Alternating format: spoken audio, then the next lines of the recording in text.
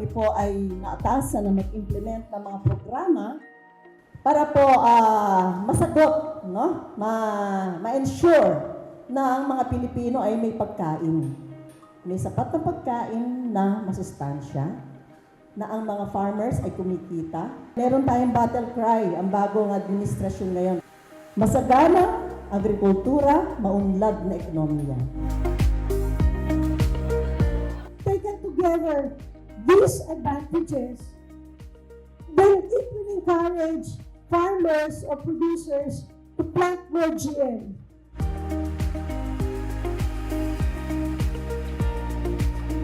Tatlong bagay ang titingnan ng gobyerno, ng mga scientists natin, para masabi sa iyo, pwede ka nang umuwi, go ka na.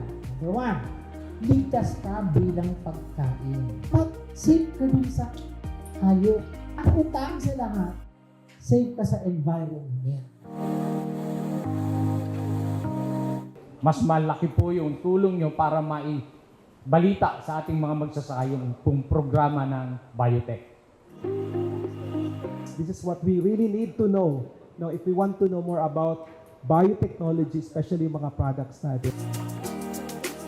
Kung paano makakatulong ang biotech para makamit natin ang sustainability goals ng Pilipinas at para din makatulong sa mga magsasaka.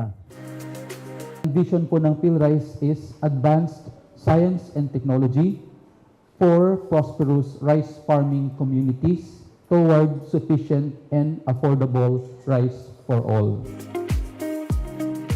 Makakuha po ba kami ng mga libreng bini? Maging ambassador po kayo pagdating sa biotechnology. Meron na po tayo mga bagong information, paano natin ma-explain yung biotechnology.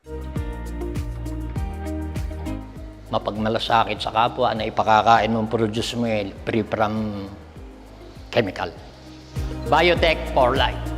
Biotech for life. Biotech for life. Biotech for life.